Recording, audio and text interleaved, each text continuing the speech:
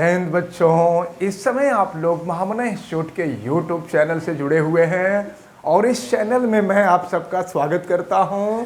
आज हम लोग क्लास 9th मैथमेटिक्स हिंदी माध्यम एनसीईआरटी बुक अध्याय 3 निर्देशांक ज्यामिति यानी कोऑर्डिनेट ज्योमेट्री के प्रश्नावली 3.1 के क्वेश्चन नंबर 2 को देखने जा रहे हैं। ये क्वेश्चन नंबर 2 बहुत ही आसान क्वेश्चन है, इसको बहुत अच्छी तरह से समझना है आप लोगों को। देखें क्या है क्वेश्चन नंबर 2 में दिया हुआ है, आप अपने बुक में देखें। सड़क योजना यानी सड़क की योजना क्या दिया हुआ है। एक नगर में 2 मुख्य सड़कें हैं। एक नगर में जाने के लिए 2 मुख्य सड़कें हैं जो नगर के केंद्र पर मिलती हैं। ये 2 सड़कें उत्तर दक्षिण की दिशा और पूर्व पश्चिम की दिशा में हैं। ये दोनों सड़कों में से एक सड़क उत्तर से दक्षिण की तरफ है और दूसरी जो सड़क है वो पूरब से पश्चिम की तरफ है।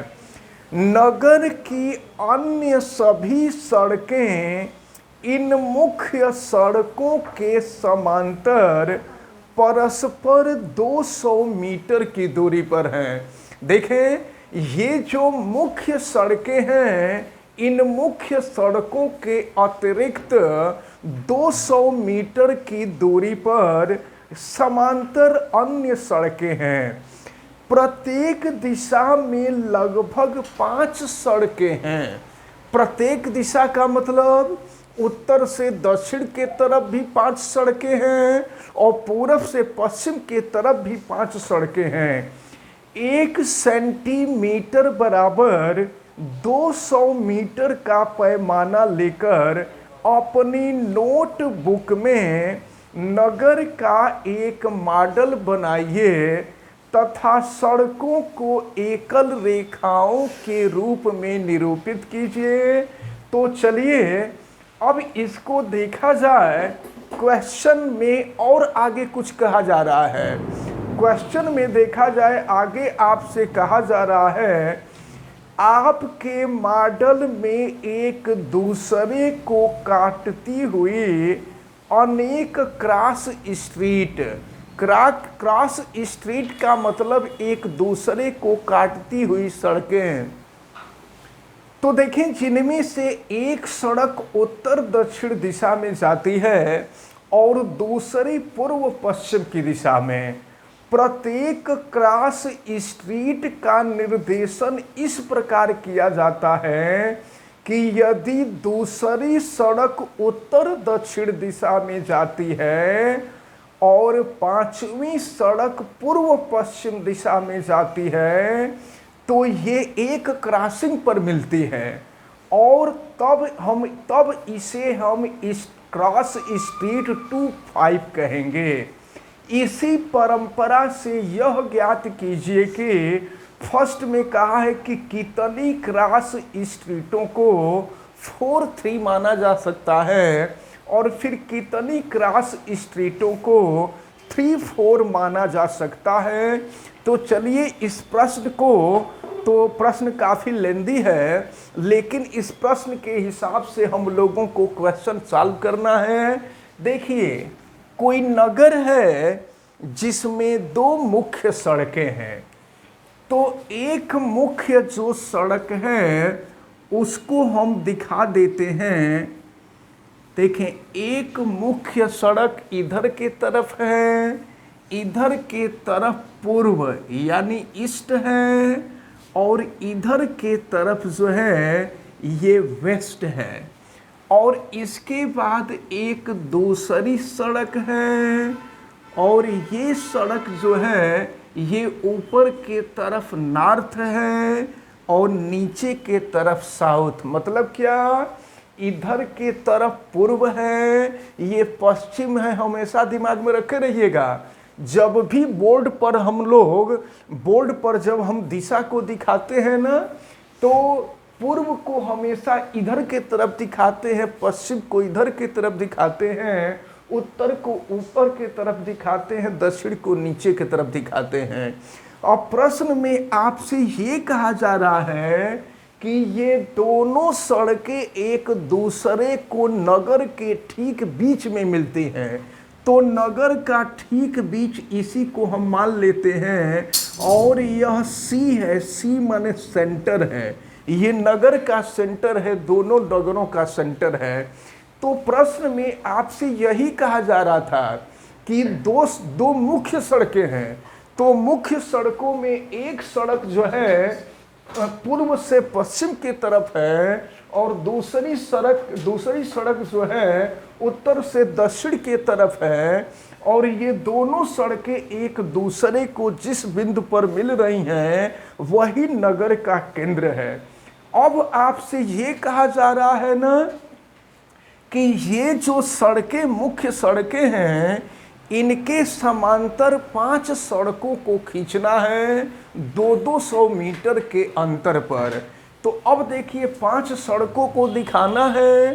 तो अब इसके समांतर ये जो मुख्य सड़क है, इस मुख्य सड़क के समांतर हम पहली सड़क को दिखा रहे हैं, ये पहली सड़क हो जाएगी। तो ये इसको हम जो है सड़क 1 लिख सकते हैं, ये सड़क 1 है। और इसके बाद फिर यहाँ से 200 मीटर की दूरी पर, फिर 200 मीटर की दूरी पर एक दूसरी सड़क है। तो देखें ये जो है ये सड़क 1 थी और ये है सड़क 2। और इसके बाद फिर तीसरी सड़क को हम देखते हैं, ये है तीसरी सड़क। और इस तीसरी सड़क को यहाँ हम लिख देंगे सड़क 3। और फिर इसके बाद ये है चौथी सड़क, इस चौथी सड़क को हम दिखा देते हैं और ये है सड़क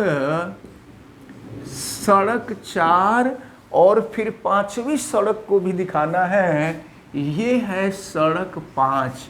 यहाँ पर हम 5वीं सड़क को दिखा दिए, सड़क 5।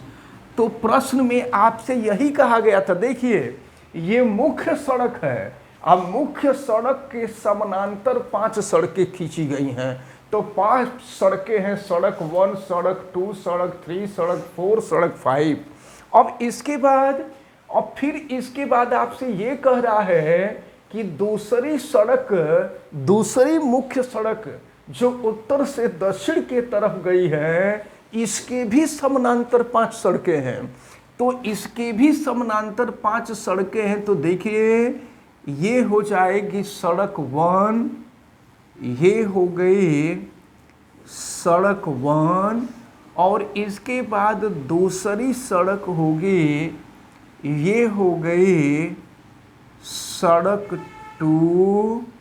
और फिर इसके बाद ये हो जाएगी तीसरी सड़क, ये हो गई सड़क 3।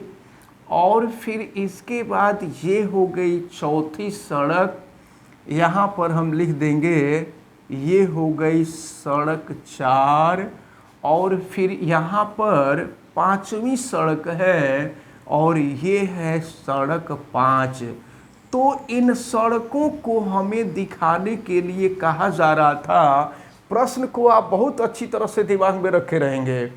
2 मुख्य सड़क हैं, देखिए पहली मुख्य सड़क ये है और दूसरी मुख्य सड़क ये है। फिर पहली मुख्य सड़क के समांतर 5 सड़कें खींची गई हैं और फिर इस मुख्य सड़क के समांतर भी 5 सड़कें खींची गई हैं और इनको एकल रेखाओं के द्वारा निरूपित करना था। तो एकल रेखाओं के द्वारा हम लोग इसको निरूपित कर लिए।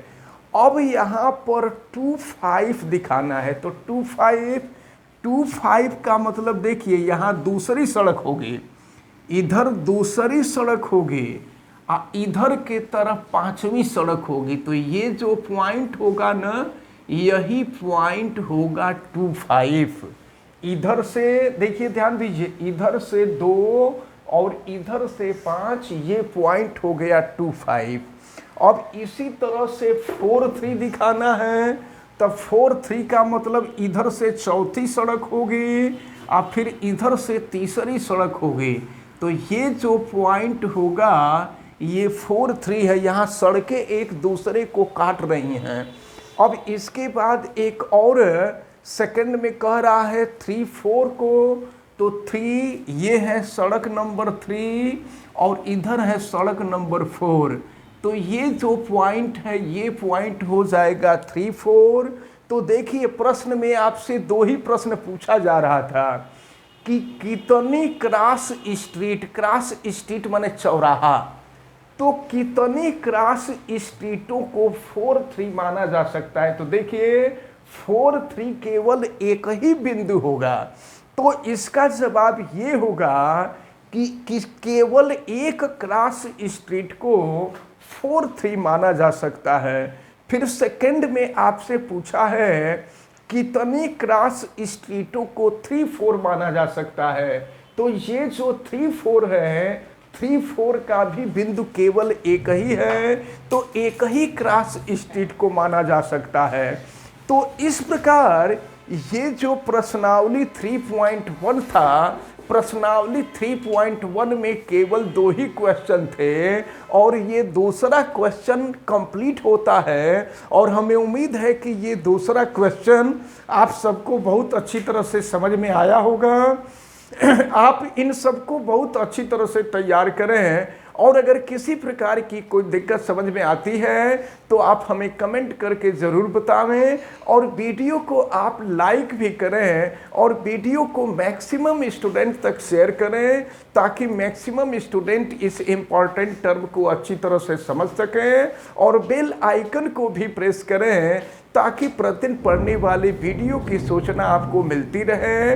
और अगर आप चैनल पे नए हैं तो चैनल को भी सब्सक्राइब कीजिए। चैनल सब्सक्राइब करने के लिए यूट्यूब पे महामना इंस्टीट्यूट को सर्च कीजिए और रेड कलर के सब्सक्राइब वाले बटन को क्लिक कर दीजिए, चैनल सब्सक्राइब हो जाएगा। आप सभी लोगों का बहुत बहुत धन्यवाद। जय हिंद।